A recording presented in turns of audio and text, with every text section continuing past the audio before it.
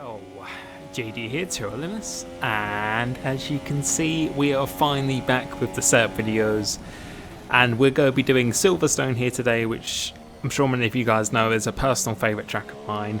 And this isn't the fastest lap I did in the Grand Prix mode, because I wanted to show you a lap that is really respectful within the limits, clean, and I think this is a pretty quick one as well. So starting the lap as usual, get a best possible exit to the start finishing straight, and for this first corner completely flat out just before the 50 meter board. That's where you want to turn in, try and do as least amount of steering as possible. 100 meter board, that's where we want to be braking, do a late apex into here, use as much of the track as possible, so go right out to the right hand side. As you hit that, that's your turning in point. Slow in fast out for this corner, flat out for this before you get in the DRS. And for this corner here, you want to be looking on the right hand side of the track, the second brake marker board. So the 100 meter board, once again, as you go past that, hit this curb as late as possible, throw it in fourth gear. I decide to keep it in fourth gear, let it drift out as it comes back. Get very, very cautious on the throttle because it's really important to get a good exit off here. Up into this, the old turn one of this circuit, 100 meter board. As you pass that, 100% flat out through here, as little steering input as possible. Try and keep the car as straight as possible. As the curb ends, that's your turning point, middle of the track, hit this curb again, and as that curb finishes, that's when we go down to fifth gear, navigating through this DRS line once again, and then going down hanger straight here. Again, you want to be looking for the second brake marker board, so the middle board of this.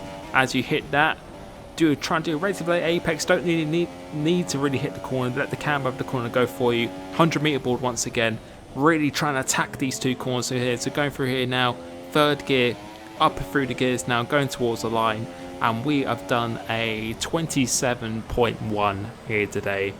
And I did actually do a 26, but it wasn't 100% clean, and I don't really feel that would have been useful to show you. So 27.1 in Grand Prix mode, where traditionally I believe you go faster online yourself, normally by 2 or 3 tenths. So I feel that was a pretty good lap to see. And I've really slowed down this footage because I only had 20 seconds left in the game, in the Grand Prix mode itself. So hopefully I'll slow it down so I can actually show the setup properly. But moving on to the aerodynamics, we're using 2.5 here. Gives you really good straight line speed, really good stability as well, which is very important because I use 7 ballast, and if you use anything level with the wings the same with 7 ballast, it's very, very twitchy. So 2.5 was definitely my go-to. 60 transmission this one, and I feel it's not that important to have 50. I feel upping the transmission will just give you that better launch off the corners, which you really do need. As for suspension geometry, same as usual, something I just haven't changed, and same really for the suspension, 7.2, 7.4, 5.5.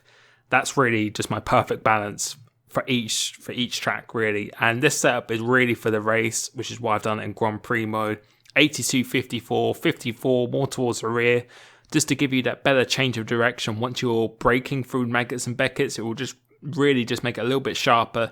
And for the tyre pressure, same as usual. Weight distribution, as I said, is going to be 7. And I did try 2.4 initially, but I felt with that 7 ballast, it was just a bit too twitchy. I found personally, moving the rear wing doesn't really affect your straight line speed. It only increases understeer a little bit, but it really, really improves the stability of the car. And my game's not glitching here. I was just doing it in slow motion just so you could actually see my setup rather than me just flicking through it at full speed. So I hope you've enjoyed that. That is Silverstone, and that I believe is a really, really good race setup to actually use. That's something I would use myself personally as a base setup in AOR. It may tweak here and there because online, I feel you have more grip online when you actually do this. But in time trial, I feel since you have grip all the time, I don't think those setups are really a fair representation of what really works properly well online. They would still be good as a base setup, but I feel this setup here, straight line speed with the 7 ballast, will give you great cornering and really, really good traction, which is something you really need to slingshot yourself off the corners around here. So hopefully if you liked this video, leave a like if you did enjoy it. As always, thank you for support on my videos, and I will catch you next time. Cheers.